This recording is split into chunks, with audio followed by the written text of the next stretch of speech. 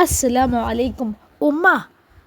ഈ ജാസ്മിന് നിങ്ങളെ മുമ്പിൽ നല്ല പിള്ള ചമയാണ് ഉമ്മ. ഞാനൊരു ചായ ചോദിച്ചപ്പോഴേ ഓളിനി ഒന്നും പറയാൻ ബാക്കിയില്ല. ആബിദ പറയുന്നത് ജാസ്മിൻ കേട്ടു. അവൾ ചിരി അടുക്കാൻ കഴിയാതെ മുറ്റത്ത് വാ പൊത്തിപ്പിടിച്ചു നിന്നു. ആബിദ ഇനി എന്ത് പറഞ്ഞാലും ഉമ്മ വിശ്വസിക്കില്ല എന്ന് അവൾക്ക് നന്നായിട്ട് അറിയാമായിരുന്നു. അതിനു വേണ്ടിയാണ് അവൾ മുട്ടയും ഏത്തപ്പഴവും പുഴുങ്ങി മാറ്റിവെച്ചത്. അത് രണ്ടും ഉമ്മാക്ക് വലിയ ഇഷ്ടമാണെന്നും അവൾക്ക് മനസ്സിലായി. ജാസ്മിൻ അങ്ങനെയൊന്നും പറയില്ലോടി, എല്ലാം ഈ പറഞ്ഞുണ്ടാക്കുന്നതാ. എൻ്റെ സ്വഭാവം എനിക്ക് ശരിക്കും അറിയാം. നബീസുമ്മ ആബിദയോട് ദേഷ്യപ്പെട്ടു. ഈ ഉമ്മാൻ്റെ ഒരു കാര്യം. ആബിദ അറിയാതെ തലയിൽ കൈവച്ചു. എനിക്ക് ചായ ഉണ്ടാക്കി തരാമെന്ന് പറഞ്ഞതായിരുന്നു. നീ വേണ്ടതും വേണ്ടാത്തതും ഒക്കെ പറഞ്ഞത് മുടക്കി. ഉമ്മാക്ക് ചായ കിട്ടിയാൽ മതിയല്ലോ, ഏത് നേരം ഒരു ചായ. ചായ വേണമെങ്കിൽ ഞാൻ ഉണ്ടാക്കി തരാം. ആബിദ വേഗം ചായക്കുള്ള വെള്ളം തിളപ്പിക്കാൻ തുടങ്ങി. ജാസ്മിൻ പതിയെ മുൻഭാഗത്തേക്ക് നടന്നു. പിന്നെ ചാരി വെച്ച മുൻഭാഗത്തെ വാതിൽ തുറന്ന് മെല്ലെ കയറി അകത്തേക്ക് മുകളിലേക്ക് പോയി. ഇങ്ങോട്ട് വന്ന ദിവസം മുതൽ ആബിദയുടെ അധികാരവും എല്ലാ കാര്യത്തിലുമുള്ള അനാവശ്യമായ ഇടപെടലുകളും ജാസ്മിന് തീരെ ഇഷ്ടപ്പെട്ടിരുന്നില്ല. എന്തെങ്കിലും ഒരു കാരണം കിട്ടിയാൽ രണ്ടെണ്ണം പറയണമെന്ന് കരുതിയിരിക്കുകയായിരുന്നു. ഇപ്പോഴാണ് സമയം ഒത്തുകിട്ടിയത്. അവൾ ഓർത്തു. ഇതേ സമയം അടുക്കളയിൽ ആബിദ ഉമ്മയെ കൺവിൻസ് ചെയ്യാൻ ശ്രമിക്കുകയായിരുന്നു. ഞാൻ പറഞ്ഞത് സത്യമാണ് ഉമ്മ, ബദിരീങ്ങളാണ് സത്യം. ജാസ്മിന് എന്നോട് പറഞ്ഞത് അങ്ങനെയൊക്കെയാണ്. പിന്നെയൊന്നും നബീസ് പറഞ്ഞില്ല. അതൊക്കെ പോട്ടെ, ഇന്ന് സ്ഥലം നോക്കാൻ വന്ന ആൾ പറഞ്ഞ നല്ല വില ആണല്ലോ ഉമ്മ. ഈ സ്ഥലം വിറ്റ് ജമാലിന് ജയിലിൽ നിന്ന് ഇറക്കാനുള്ള പണം കൊടുക്കുന്നതിന് ബുദ്ധിയാണെന്ന് ആലോചിച്ചൊക്കെ. നമ്മളൊന്നും ചെയ്തില്ലെങ്കിലും അവനെ എങ്ങനെയെങ്കിലും ഇറക്കിക്കോളും ആരെങ്കിലും. അതിനുള്ള പണികൾ വേണമെങ്കിൽ നമുക്ക് ചെയ്യാം. വെറുതെ ഈ കണ്ണായ സ്ഥലം വിറ്റ് നശിപ്പിക്കണോ? അത് ഉപ്പ സമ്മതിക്കില്ല. ആബിദ ചോദിച്ചപ്പോൾ നബീസു ശരിയാണെന്ന അർത്ഥത്തിൽ തലയാട്ടി. സ്ഥലം വിൽക്കുന്നതിലും നല്ലത് വാടക കൊടുക്കണതാ. പെട്രോൾ പമ്പിനൊക്കെ കൊടുത്താൽ ഒരു മാസം 1,00,000 രൂപയെങ്കിലും കിട്ടും. ഉപ്പ ഇതിനെന്തായാലും സമ്മതിക്കായിരിക്കും. വിൽക്കാൻ ഇപ്പോൾ ഒരിക്കലും സമ്മതിക്കില്ല. നിങ്ങളൊന്നും ഉപ്പാനോട് ചോദിച്ചു നോക്കി. നിങ്ങൾ സമയം കിട്ടുമ്പോൾ ഉപ്പാനോട് സ്നേഹത്തിലൊക്കെ ഒന്ന് സംസാരിച്ച് കാര്യത്തിനൊക്കെ ഒരു തീരുമാനമാക്കി എടുക്കണം. അങ്ങനെ വെറുതെ സ്ഥലം ഇങ്ങനെ ഒഴിച്ചിട്ടിട്ട് എന്താ കാര്യം? അത് നമുക്ക് വാടകയ്ക്ക് കൊടുക്കാം. ഞാനെന്തായാലും ഉപ്പാനോട് സംസാരിച്ച് നോക്കട്ടെ. കാര്യം ഉണ്ടാവുന്നൊന്നും തോന്നുന്നില്ല. എന്നാലും ഇതൊക്കെ ഒന്ന് പറഞ്ഞു നോക്കാം. എൻ്റെ ബാപ്പ സമ്മതിച്ചു ആവാം. ജാസ്മിൻ ഇതേ സമയം ഖാലിദിൻ്റെ നമ്പർ ഡയൽ ചെയ്യുകയായിരുന്നു. 3ാമത്തെ തവണയാണ് അയാൾ കോൾ അറ്റൻഡ് ചെയ്തത്. ഹലോ, ഞാൻ ജാസ്മിനാ. എൻ്റെ പാസ്പോർട്ട് കിട്ടി. അയാൾക്ക് എന്തെങ്കിലും പറയാൻ കഴിയുന്നതിന് മുമ്പ് സന്തോഷത്തോടെ ജാസ്മിൻ പറഞ്ഞു. ഖാലിദ് അറിയാതെ ഒന്ന് നെട്ടി. പാസ്പോർട്ട് കിട്ടിയില്ലെങ്കിൽ തൽക്കാലം അവളുടെ ശല്യം തീർന്നു എന്നായിരുന്നു അയാൾ കരുതിയത്. എവിടുന്നാ കിട്ടിയത്? വലിയ താല്പര്യമില്ലാതെ ഇരുന്നിട്ടും അയാൾ ചോദിച്ചു. ജമാലിൻ്റെ ബാഗിലായിരുന്നു. അങ്ങനെ എന്നെ വിളിച്ചിരുന്നു. പാസ്പോർട്ട് അയാളെ ബാഗിലുണ്ടെന്ന് പറഞ്ഞു. ഞാനപ്പോൾ തന്നെ ഇക്കമാരെ വിളിച്ച് വിവരം പറഞ്ഞിട്ടുണ്ട്. അവർ പാസ്പോർട്ട് അവിടെ നിന്ന് നാട്ടിലേക്ക് വരുന്ന ഫാമിലിയുടെ കയ്യിൽ കൊടുക്കും. ഇന്ന് രാത്രി അവർ അവിടെ എത്തും. നാളെ രാവിലെ തന്നെ ഞാൻ പോയി പാസ്പോർട്ട് വാങ്ങുകയും ചെയ്യും. ഏതായാലും എനിക്ക് നിങ്ങളെ കൂടെ തന്നെ വരാലോ. എനിക്ക് വേഗം ടിക്കറ്റ് എടുക്കേണ്ടി. ശരി, ഒരു കാര്യം ചെയ്യാം. ഞാനിപ്പോൾ തന്നെ എൻ്റെ കൂടെ ടിക്കറ്റ് ബുക്ക് ചെയ്യാൻ പറ്റുമെന്ന് നോക്കാം. പറ്റിയാലും എൻ്റെ കൂടെ തന്നെ പോവാം. നാളെ രാവിലെ പാസ്പോർട്ട് വാങ്ങി നേരെ ബാംഗ്ലൂരിലേക്ക് വന്നാൽ മതി. ഓക്കെ, ശരി. അവൾക്ക് എന്തെങ്കിലും പറയാൻ കഴിയുന്നതിന് മുമ്പ് തന്നെ അയാൾ വേഗം കോൾ കട്ട് ചെയ്തു. ഇനി എന്ത് ചെയ്യും എന്നായിരുന്നു അയാളുടെ ചിന്ത. ഏജൻറ്റിനെ വിളിച്ച് എങ്ങനെയെങ്കിലും വേണമെങ്കിലും ടിക്കറ്റ് സംഘടിപ്പിക്കാൻ കഴിയും. പക്ഷേ അത് വലിയ അബദ്ധമാണ്. തൽക്കാലം ടിക്കറ്റ് എല്ലാം ബുക്കിംഗ് ആയിട്ടുണ്ടെന്ന് പറയാം. പിന്നെ കോഴിക്കോട് നിന്ന് ടിക്കറ്റ് എടുക്കാമെന്ന് പറയാം. സൗദിയിൽ ചെന്നാൽ 5 ദിവസം മാത്രമേ തനിക്കവിടെ നിൽക്കാൻ കഴിയൂ. പിന്നീട് ദുബായിലേക്ക് പോകണം. അവിടെ 2 ദിവസം നിന്നതിന് ശേഷം നേരെ ചൈനയിലേക്ക്. പിന്നെ 1 മാസം അവിടെയാണ്. ചൈനയിലെ പുതിയ ഓഫീസ് തുടങ്ങുന്ന കാര്യത്തിൽ തീരുമാനമെടുക്കേണ്ടതുണ്ട്. പർച്ചേസ് ചെയ്യുന്നിടത്ത് ഒന്നും കൂടി ശ്രദ്ധിച്ചാൽ ലാഭം ഇപ്പോഴുള്ളതിൻ്റെ ഇരട്ടി എടുക്കാൻ കഴിയും. അതിന് നേരിട്ട് പോകൽ നിർബന്ധമാണ്. സൗദിയിൽ എത്തിക്കഴിഞ്ഞാൽ പിന്നെ അവൾ തന്നെ തിരിഞ്ഞാൽ കിട്ടില്ല. സത്യത്തിൽ തനിക്കൊരു സ്റ്റാഫിന് ആവശ്യമുണ്ട്. ജാസ്മിൻ അക്കാര്യത്തിൽ പെർഫെക്റ്റ് ചോയ്സ് തന്നെയാണ്. പക്ഷേ അവളെ ഒട്ടും വിശ്വസിക്കാൻ പറ്റില്ല. തനിക്ക് ബിസിനസ്സിൽ ഒരുപാട് കോമ്പറ്റീഷൻ ഉണ്ട്. ജാസ്മിനെ പോലെ ഒരാൾ പണത്തിന് വേണ്ടി എന്തു ചെയ്യാൻ തയ്യാറാവും. നല്ല വിശ്വാസമുള്ള ഒരാളെ എടുക്കണം. അങ്ങനെ സ്വഭാവമുള്ള ഒരാളെ വളരെ പ്രധാനമായ ഓഫീസ് ജോലി ഏൽപ്പിച്ചു കഴിഞ്ഞാലേ തൻ്റെ അടിവേര് താൻ തന്നെ മാന്തിയെന്ന് കരുതിയാൽ മതി. ഓരോന്ന് ആലോചിക്കേണ്ട ഇടയിൽ ഖാലിദിൻ്റെ മൊബൈൽ ശബ്ദിച്ചു. ആരോട് സംസാരിക്കുന്നതിൻ്റെ ഇടയിൽ ഖാലിദിൻ്റെ രണ്ടാമത്തെ ഫോണിലേക്ക് തുടർച്ചയായി ജാസ്മിൻ്റെ കോളുകൾ വരുന്നുണ്ടായിരുന്നു. അയാൾ പതിയെ ആ മൊബൈൽ സൈലൻ്റ് ആക്കി വെച്ചു. പിന്നീട് ഖാലിദ് ആ ഫോൺ എടുത്ത് നോക്കുമ്പോൾ 12ഓളം മിസ് കോളുകൾ അതിൽ വന്ന് കിടക്കുന്നു. അവൾക്ക് വിളിക്കാൻ താല്പര്യമില്ലായിരുന്നെങ്കിലും അയാൾ ആ നമ്പറിലേക്ക് തിരിച്ച് വിളിച്ചു. കാത്തിരുന്നത് പോലെ ജാസ്മിൻ കോൾ അറ്റൻഡ് ചെയ്തു. എന്തായി? ടിക്കറ്റ് എടുത്തോ? ഉത്കണ്ഠയോടെ അവൾ തിരക്കി. എന്താവാനാണ് ജാസ്മിൻ? ടിക്കറ്റൊക്കെ ഫുള്ളാണ്. എൻ്റെ കൂടെ വരവിന് നടക്കില്ല. എനിക്കാണെങ്കിൽ നാളെ രാത്രി തന്നെ പോവും വേണം. അറബിയുമായി വളരെ അർജൻറ്റായിട്ടുള്ളൊരു മീറ്റിംഗ് ഉണ്ട്. അപ്പോൾ ഇനി ഞാൻ എന്ത് ചെയ്യും? അല്പം അധികാരം നിറഞ്ഞ സ്വരത്തിലാണ് അവളുടെ ചോദ്യം എന്ന് അയാൾക്ക് തോന്നി. എന്തായാലും നിൻ്റെ പാസ്പോർട്ട് കിട്ടട്ടെ. അത് കഴിഞ്ഞ് അടുത്തന്നെ കോഴിക്കോട്ട് നിന്ന് ജിദ്ദയിലേക്ക് ടിക്കറ്റ് എടുക്കാം. അതിൽ കയറി എങ്ങോട്ട് വന്നാൽ മതി. ബാക്കിയൊക്കെ നമുക്ക് അവിടെ വെച്ച് തീരുമാനിക്കാം. ഓക്കെ? ഞാൻ ജമാലിനെ ഒഴിവാക്കിയാലോ എന്ന് ആലോചിക്കുകയാണ്. ഖാലിദ് അറിയാതെ ഒന്ന് നെട്ടി. എങ്കിലും അയാൾ സംസാരത്തിൽ അത് പുറത്ത് കാണിച്ചില്ല. ഇപ്പോൾ എന്താണ് ഇങ്ങനെ ഒരു ആലോചന? അവളുടെ ഉള്ളിലിപ്പോൾ എന്താണെന്ന് അറിയാനായി ഖാലിദ് പതിയെ ചോദിച്ചു. നിങ്ങളെ കണ്ടുമുട്ടിയത് മുതലേ ഞാൻ ഇതേ ആലോചനയിലാണ്. ഞാൻ കരുതിയതുപോലെയല്ല ജമാൽ. നുണകൾക്ക് മുകളിൽ നുണകൾ പറഞ്ഞാണ് അയാൾ എന്നെ വീഴ്ത്തിയത്. അയാളുടെ വീട്ടിലെ സാഹചര്യങ്ങളും വളരെ മോശമാണ്. എന്തിന് ഞാൻ എൻ്റെ ജീവിതം വെറുതെ നശിപ്പിക്കുന്നത്? അതൊക്കെ ശരി തന്നെയാണ്. പക്ഷേ ഈ ഒരു അവസ്ഥയിൽ അവനെ പെട്ടെന്ന് ഉപേക്ഷിക്കുന്നത് ക്ഷീണമാവും. അവൻ ജയിലിലാണെന്ന് നിനക്കറിയാലോ. നിങ്ങളുടെ നിക്കാഹ് കഴിഞ്ഞിട്ട് 1 മാസം പോലും ആയിട്ടില്ല.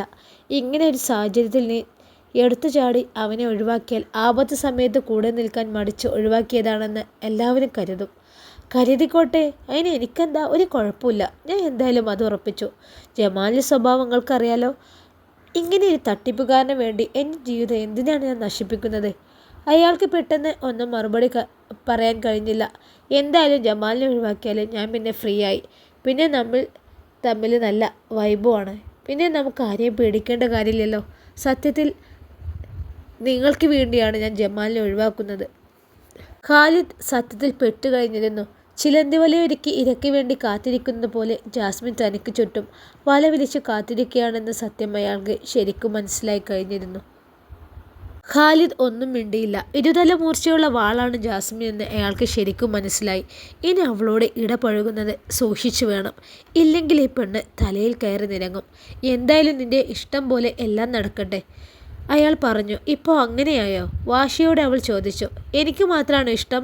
അപ്പോൾ നിങ്ങൾക്ക് എന്നോട് ഇഷ്ടമൊന്നുമല്ലേ? അയാൾക്ക് ഒന്നും മിണ്ടാൻ കഴിഞ്ഞില്ല.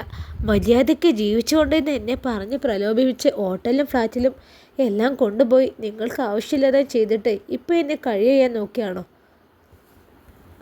നാശം.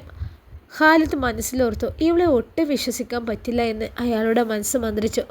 വേണ്ട വേണ്ട എന്ന് മനസ്സ് 100 പ്രാവശ്യം പറഞ്ഞിട്ടും താൻ ശരീരസുഖത്തിൻ്റെ പിന്നാലെ പോയത് തൻ്റെ തെറ്റ് തന്നെയാണെന്ന് അയാൾ ഓർത്തു. ലോകത്തിൻ്റെ വിവിധ കോണുകളിൽ വെച്ച് പല സ്ത്രീകളും തന്നെ മനസ്സിളക്കാൻ ശ്രമിച്ചിട്ടുണ്ട്. എന്നാൽ താൻ അവിടെയൊന്നും വീണില്ല. വീണത് ഇങ്ങനെയൊരു പിശാചിൻ്റെ മുന്നിലായിപ്പോയി എന്ന് മാത്രം. നീ എന്താണ് ഇങ്ങനെയൊക്കെ സംസാരിക്കുന്നത് ജാസ്മിൻ? അയാൾ അറിയാതെ ചോദിച്ചുപോയി. പെട്ടെന്നൊരു പൊട്ടിച്ചിരി മുഴങ്ങി. പേടിച്ചു പോയോ സാറേ? കുസൃതിയോടെ അവൾ തിരക്കി. പേടിക്കാതെ പിന്നെ? ഇങ്ങനെയൊക്കെ പറയാൻ നിന്നാലേ ഏത് ആണും പേടിക്കില്ലേ? നമ്മൾ 2 പേരും അടുത്തിടപഴകിയത് നമുക്ക് 2 പേർക്കും പരസ്പരം അത് ഇഷ്ടമായത് കൊണ്ടല്ലേ? ഇതിലെവിടെയാണ് ഞാൻ നിന്നെ നിർബന്ധിച്ചത്? പലപ്പോഴും നീയാണ് എന്നെ ഇങ്ങനെയൊരു ബന്ധത്തിലേക്ക് കൊണ്ടുപോയത് ജാസ്മിൻ. അവൾ പതിയെ ചിരിച്ചു. ഞാനൊരു തമാശ പറഞ്ഞതല്ലേ സാറേ. അപ്പോഴേക്ക് പേടിച്ചു പോയാൽ എങ്ങനെയാണ്? വെറുതെ അല്ല ആണുങ്ങൾ കേസ് എന്ന് പറയുമ്പോഴേക്ക് പേടിക്കുന്നത്. ഇപ്പോൾ കേരളത്തിൽ ഇതാണല്ലോ ട്രെൻഡ്. എങ്ങനെയെങ്കിലും കൈയും കാലും പിടിച്ച് ആണുങ്ങളെ വശീകരിക്കുക. തിരിച്ചുമുണ്ട് കേട്ടോ. കുറേ കാലം മര്യാദയ്ക്ക് ജീവിതം ആസ്വദിച്ച് ജീവിക്കുക. പിന്നെ മടുക്കുമ്പോൾ നേരെ പോലീസ് സ്റ്റേഷനിൽ പോയി കേസ് കൊടുക്കുക. ശിഷ്ടകാലം ജീവിക്കാനുള്ള പണം നഷ്ടപരിഹാരമായി നേടുക. ചുളിവിൽ പ്രശസ്തി, പണം അങ്ങനെയൊക്കെ കിട്ടും. എന്ത് പറയുന്നു? അങ്ങനെയൊക്കെ നോക്കേണ്ടി വരുമോ?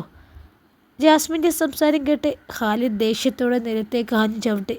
ജാസ്മിൻ അതല്ല അതിനപ്പുറം ചെയ്യുമെന്ന് അയാൾക്ക് തോന്നി. ഇങ്ങനെയൊരു ബന്ധം വേണ്ടായിരുന്നു എന്ന് 100 തവണ അയാളുടെ മനസ്സിലേക്ക് ഇടിമിന്നൽ പോലെ കയറി വന്നു. നിനക്കിപ്പോൾ എന്താണ് വേണ്ടത് ജാസ്മിൻ? അല്പം കഴിഞ്ഞപ്പോൾ ശാന്തമായ സ്വരത്തിൽ അയാൾ ചോദിച്ചു. എത്രയും പെട്ടെന്ന് എനിക്ക് ടിക്കറ്റ് അയച്ചു തരണം. ഞാൻ സൗദിയിലെത്തിയാൽ ഉടൻ നിങ്ങൾ പറഞ്ഞ ജോലി എനിക്ക് കിട്ടണം. അത്രയേ ഉള്ളൂ എൻ്റെ ഡിമാൻഡ്. അതൊക്കെ നമുക്ക് ശരിയാക്കാം. ആദ്യം നീ പാസ്പോർട്ട് വാങ്ങ്. ദേഷ്യം കടിച്ചു പിടിച്ചുകൊണ്ട് അയാൾ പറഞ്ഞു. അവിടെ എത്തിയിട്ട് ബാക്കി ഞാൻ പറയാം എന്ന് അവൾ മനസ്സിലോർത്തു. സത്യത്തിൽ അവൾക്ക് ഖാലിദിനെ വിവാഹം കഴിക്കണമെന്നുള്ള ആഗ്രഹത്തിനപ്പുറത്ത് അയാളുടെ സ്വത്തുക്കളിൽ കുറേ വാങ്ങിയെടുക്കണമെന്ന ഉദ്ദേശം മാത്രമേ ഉണ്ടായിരുന്നുള്ളൂ. ശിഷ്ടകാലം ജീവിക്കാനുള്ള സമ്പത്ത് കയ്യിൽ വന്നാൽ പിന്നെ എങ്ങനെ ജീവിക്കണമെന്ന് അവളെ ആരും പഠിപ്പിച്ചു കൊടുക്കേണ്ട കാര്യമില്ല. കയ്യിൽ ഇഷ്ടം പോലെ പണമുണ്ടെങ്കിൽ എങ്ങനെയെങ്കിലും ജീവിക്കാം. പിന്നെ വാക്ക് മാറ്റരുത്. സ്നേഹിച്ചാലേ ഈ ജാസ്മിനെ എന്ത് വേണമെങ്കിലും ചെയ്യും. എന്നെ പറ്റിക്കാനാണ് പരിപാടിയെങ്കിൽ പിന്നെ ഒരു കാലത്തും സമാധാനത്തോടെ നിങ്ങളെ ജീവിക്കാൻ ഞാൻ സമ്മതിക്കില്ല. അത് കേട്ട് അയാളൊന്നും മിണ്ടിയില്ല. പാസ്പോർട്ട് കിട്ടിയിട്ട് പറ, ഞാൻ ടിക്കറ്റ് ബുക്ക് ചെയ്യാം. നമുക്ക് പിന്നീട് സംസാരിക്കാം. എനിക്കല്പം തിരക്കുണ്ട്. അതും പറഞ്ഞ് അയാൾ കോൾ കട്ട് ചെയ്തു. പെട്ടെന്നാണ് വാതിലിൻ്റെ പുറത്തൊരു കാൽപെരുമാറ്റം കേട്ടതുപോലെ ജാസ്മിൻ തോന്നുന്നത്. അവൾ വേഗം ബെഡിൽ നിന്നും എഴുന്നേറ്റു. പിന്നെ വാതിൽ തുറന്നു നോക്കി. ആബിദ ധൃതിയിൽ കോണിയിറങ്ങി പോകുന്നത് അവൾ കണ്ടു. അറിയാതെ അവൾ ഒന്ന് നെട്ടി. താൻ സംസാരിച്ചതെല്ലാം അവൾ കേട്ടു എന്നതായിരുന്നു ജാസ്മിൻ്റെ പേടി. എന്തെങ്കിലും ആവട്ടെ എന്ന് അവൾ കരുതി. പാസ്പോർട്ട് കയ്യിൽ കിട്ടുന്നത് വരെ ഇവരെയൊക്കെ സഹിച്ചാൽ മതിയല്ലോ. പിന്നെ ഞാൻ സൗദിയിലേക്ക് പോകും. പിന്നെ ഇങ്ങോട്ട് വരേണ്ട ആവശ്യമില്ല. അവൾ പതിയെ താഴേക്ക് ഇറങ്ങിച്ചെന്നു. ആബിദയും ഉമ്മയും പുറത്ത് ആരോടോ സംസാരിച്ച് നിൽക്കുകയാണ്. അതവൾ മൈൻഡ് ചെയ്യാൻ പോയില്ല. ആബിദ എന്ത് പറഞ്ഞാലും ഉമ്മ വിശ്വസിക്കില്ല എന്ന് അവൾക്കറിയാമായിരുന്നു. അല്ല, നമുക്ക് ഈ കാര്യങ്ങളൊക്കെ സാബിയോട് പറയണ്ടേ? ഓരോ തിരക്കിനിടയിലും നമ്മൾ അവളെ മറന്നുകൂടാ. സെലീന പറഞ്ഞത് കേട്ട് ലൈല അവളുടെ മൊബൈലിൽ നിന്നും സാബിയുടെ നമ്പറിലേക്ക് വിളിച്ചു. 2-3 തവണ വിളിച്ചപ്പോഴും കോൾ വെയിറ്റിംഗ് എന്നാണ് പറഞ്ഞത്. അവൾ ആരോട് സംസാരിച്ചു കൊണ്ടിരിക്കുകയാണ്. അല്പം നിരാശയോടെ ലൈല പറഞ്ഞു. ഉപ്പയോടായിരിക്കും, വേറെ ആരോട് സംസാരിക്കാൻ? സെലീന പറഞ്ഞു. ലൈല തലയാട്ടി. സത്യത്തിൽ അവളായിരുന്നു ഉപ്പയുടെ മോൾ ആവേണ്ടിയിരുന്നത്. എങ്കിലും ഉപ്പാക്കൊരു വിഷമം ഉണ്ടാവാൻ അവൾ സമ്മതിക്കില്ലായിരുന്നു, ലൈല പറഞ്ഞു. സെലീനയും തലയാട്ടി. നമ്മളെക്കൊണ്ടൊന്നും ഉമ്മയുടെ ശല്യം സഹിച്ച് ഉപ്പയെ അങ്ങനെ നോക്കാൻ ഒരിക്കലും കഴിയില്ല. സാബിയെ ഉമ്മ കഷ്ടപ്പെടുന്നതുപോലെ ഈ ലോകത്ത് ഒരു പെണ്ണിനെയും മറ്റൊരു പെണ്ണും കഷ്ടപ്പെടുത്തിയിട്ടുണ്ടാവില്ല. സത്യത്തിൽ നമ്മളെ മാത്രം പറഞ്ഞാൽ മതി. നമ്മൾ ആദ്യം തന്നെ ഉമ്മാക്ക് കൊടുക്കേണ്ടത് കൊടുത്താൽ മതിയായിരുന്നു. സെലീന അല്പം വിഷമത്തോടെയാണ് അത് പറഞ്ഞത്.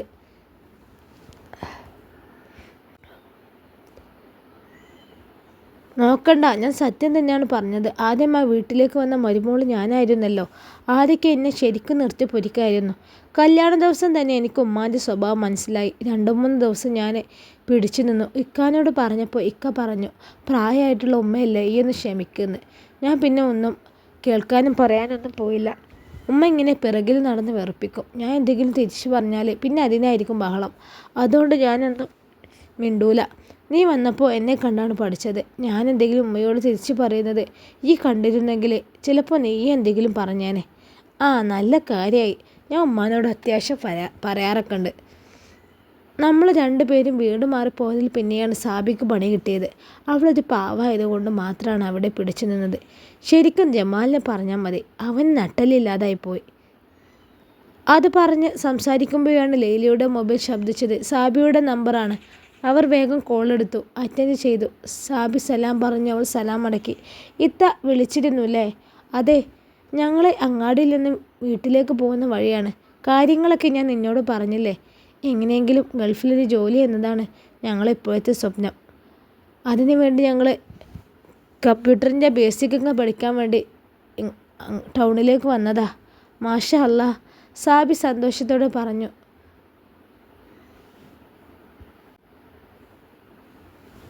സാബി ചിരിച്ചു. അല്ല, ഇന്ന് നല്ല സന്തോഷത്തിലാണല്ലോ.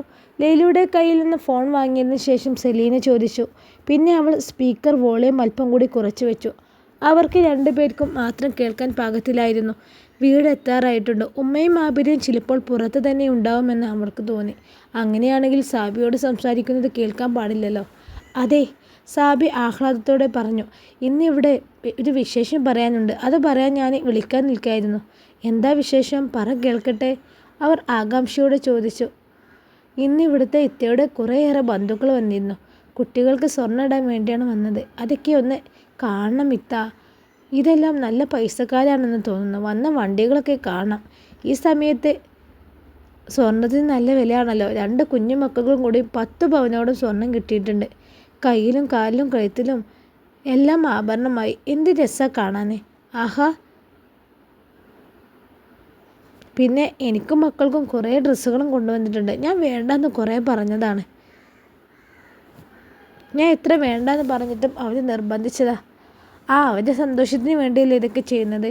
സന്തോഷത്തോടെ തരുമ്പോഴേ അത് വാങ്ങി വെക്കണം, ഒന്നുമില്ലെങ്കിലും.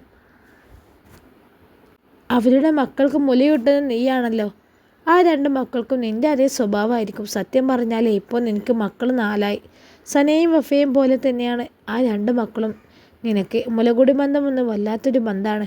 അങ്ങനെ ആകുമ്പോൾ അവർ സന്തോഷത്തോടെ പലതും തന്നു വരും. കാരണം അവർക്ക് വേണ്ട സമയത്ത് അത്ര വലിയ ഉപകാരമാണ് നീ ചെയ്തു കൊടുത്തത്. അതൊക്കെ ശരി തന്നെയാണ് എത്താ. എന്നാലും പ്രതിഫലമൊന്നും മോഹിച്ചില്ലല്ലോ ഞാൻ ഇതെല്ലാം ചെയ്യുന്നത്. ആ മക്കളുടെ കരച്ചിൽ കണ്ട് എനിക്ക് സങ്കടം തോന്നി. അങ്ങനെയാണല്ലോ ഞാൻ അവരുടെ കാര്യത്തിൽ ഇടപെടാൻ തുടങ്ങിയത്. അതൊരു കണക്കിന് നന്നായി. ഇപ്പോൾ എനിക്കൊരു ടെൻഷനുമില്ല. എൻ്റെ കുഞ്ഞ് മരിച്ചു പോയതാണെന്ന ചിന്ത കൂടി എൻ്റെ മനസ്സിലേക്ക് വരാറില്ല. ഒരു കുഞ്ഞിനെ പടച്ചവൻ വിളിച്ചപ്പോൾ എനിക്ക് സ്നേഹിക്കാനായി 2 കുഞ്ഞുങ്ങളെ അവൻ തിരിച്ചു തന്നു. അൽഹംദുലില്ലാഹ്. ഞാൻ ഏറെ സന്തോഷവതിയാണ് ഇത്താ. ഇപ്പോൾ നിങ്ങളുടെ കാര്യം കൂടി കേട്ടപ്പോൾ ആ സന്തോഷം ഇരട്ടിയായി.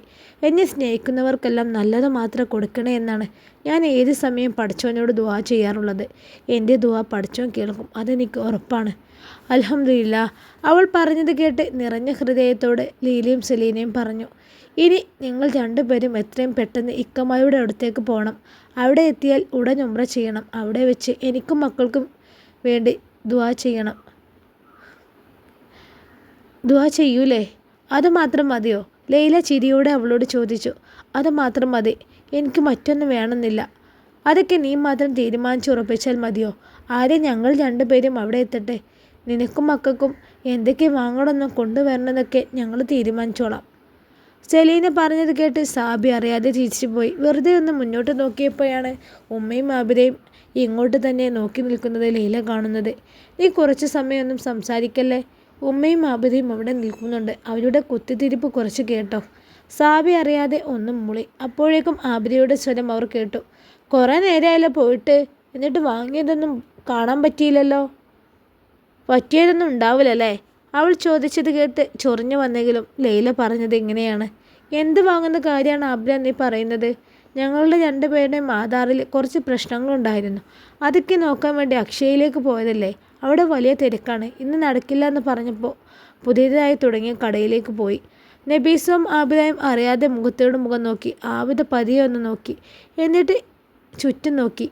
എന്നിട്ട് എന്തോ സ്വകാര്യം പറയുന്നത് പോലെ അവരോട് പറയാൻ തുടങ്ങി. ജാസ്മിനെ, നമ്മൾ കരുതുന്ന പോലെയൊന്നും അല്ലട്ടോ. അവളുടെ സ്വഭാവം തീരെ ശരിയല്ല. എന്ത് പറ്റി? ഇനി എന്താണ് അടുത്ത കംപ്ലൈൻറ്റ് എന്നറിയാനായി ലൈല ചോദിച്ചു. ആബിദ ഒന്ന് ചുറ്റും നോക്കി വേറെ ആരും കേൾക്കുന്നില്ല എന്ന് ഉറപ്പുവരുത്തി. അവൾക്കൊരു കാമുകനുണ്ട്. അയാളോട് ഫോണിൽ സംസാരിക്കുന്നത് ഞാൻ കേട്ടു. മുൻപും സംസാരിക്കുന്നത് ഞാൻ കേട്ടിട്ടുണ്ട്. എന്നാൽ ഇന്ന് വ്യക്തമായിട്ട് കേട്ടു. എന്ത് കേട്ടു എന്നാണ് ആബിദ ഈ പറയുന്നത്? അത് ചിലപ്പോൾ അവളെ ബന്ധുക്കളോട് സംസാരിക്കുന്നതായിരിക്കും. അതൊന്നല്ല, ഇത് വേറെ ആരോടോ ആണ്. ജമാലിൻ്റെ കാര്യം ഓർത്താണ് എനിക്ക് സങ്കടം. അവൻ ജയിലിലാണെന്നത് പോലും ഓർക്കാതെ ഏതോ ഒരാളോട് ഇങ്ങനെയൊക്കെ സംസാരിക്കുക എന്ന് പറഞ്ഞാൽ നീ കാര്യം തെളിയിച്ചു പറ ആബിദ. മുഷ്ടിലോടെ സെലീന പറഞ്ഞു. ജാസ്മിന് ഒരു കാമുകനുണ്ട്. അയാൾ ഏതോ വലിയ പണച്ചാക്കാന്ന് തോന്നുന്നു. ജമാലിന് ഈ കാര്യം അറിയില്ല. ജമാൽ അറിയാതെ അവർ തമ്മിൽ കാണാറുണ്ട്. ഇവിടെ നിന്ന് കുടുംബക്കാരുടെ വീട്ടിലേക്കെന്ന് പറഞ്ഞ് പോയത് ഓർമ്മല്ലേ? അവൾ എങ്ങോട്ടും പോയിട്ടില്ല. ജാസ്മിൻ്റെ ഒരു കുടുംബക്കാരെ എനിക്കറിയാം. അവിടെയും എവിടെയും അവൾ വന്നിട്ടില്ല എന്നാണ് പറഞ്ഞത്. ഞാൻ മനസ്സിലാക്കുന്നത് ജാസ്മിൻ അവളെ കാമുകൻ്റെ കൂടായിരുന്നെന്നാണ്. ജമാലിനെ ഒഴിവാക്കി അയാളെ കല്യാണം കഴിക്കാനാണ് അവളുടെ പദ്ധതി. ഇക്കാലത്ത് ഇങ്ങനെയുണ്ട് പെണ്ണുങ്ങൾ, വല്ലാത്ത ജാതി തന്നെ. അവളെ ഒന്നും വീട്ടിൽ കയറ്റാൻ പറ്റൂല. ചാണകവെള്ളത്തിൽ ചൂലുമുക്കി അടിച്ചോടിക്കാൻ വേണ്ടത്. എന്ത് കാര്യത്തിന്? എടുത്തടിച്ചതുപോലെയായിരുന്നു സെലീനയുടെ ചോദ്യം. ആബിദയും നബീസും അന്തം വിട്ട് അവളെ നോക്കി. ഈ ഒരു ആവേശം പറച്ചിലും ഒന്നും സാബി ജമാൽ ഒഴിവാക്കിയപ്പോൾ നിങ്ങൾ കാണിച്ചില്ലല്ലോ. നിയമപരമായി ജമാൽ നിക്കാഹ് കഴിച്ച പെണ്ണാണ് സാബി. അവനുള്ളപ്പോൾ തന്നെ ഈ പെണ്ണിനെ പ്രേമിച്ച് കെട്ടി സാബിയെ കണ്ണീര് കുടിപ്പിച്ച് ഒഴിവാക്കി വിട്ടപ്പോൾ എന്ത് നിൻ്റെ ആവേശം കാണാതിരുന്നത്? പൂർണ്ണ ഗർഭിണിയായി അവളെ വീട്ടിലിട്ട് ഉമ്മയും നീയും ജമാലും കൂടി ചവിട്ടി അരിച്ചപ്പോൾ അതിനൊക്കെ ഒരു തിരിച്ചടി കിട്ടില്ല എന്നാണോ നീ കരുതിയത്? സ്വന്തം ഭർത്താവിനെ ഒഴിവാക്കി വന്നവളാണ് ജാസ്മിൻ. സ്വന്തം ഭാര്യയെ കണ്ണീര് കുടിപ്പിച്ച് ഒഴിവാക്കി പോയവനാണ് ജമാൽ. പഠിച്ചവനെന്താ കണ്ണുപൊട്ടനാണോ? ചെയ്തതിനൊക്കെ ഈ ദുനിയാവിൽ നിന്ന് തന്നെ ശിക്ഷ അനുഭവിക്കാതെ ആരും രക്ഷപ്പെട്ടു പോകുമെന്ന് കരുതണ്ട ആബിദ. അത് കേട്ട് ആബിദയുടെയും ഉമ്മയുടെയും കണ്ണുകൾ പുറത്തേക്ക് തള്ളി. നീ വരുന്നുണ്ടോ? വെറുതെ ഇവൾ പറയുന്ന ഏഷ്യാന പരിദൂഷണമൊക്കെ കേട്ട് നിൽക്കുന്നു. ലൈല പെട്ടെന്ന് അവളെ വിളിച്ചുകൊണ്ടുപോയി. ഫോണിലൂടെയെല്ലാം കേട്ടുകൊണ്ടേയിരിക്കുകയായിരുന്നു സാബി. അവളുടെ കണ്ണുകൾ ശരിക്കും നിറഞ്ഞു തുളുമ്പി. ഇൻഷാ അല്ലാ ഈ കഥയുടെ ബാക്കി ഭാഗമായി നാളെ കാണാം. അസ്സലാമു അലൈക്കും.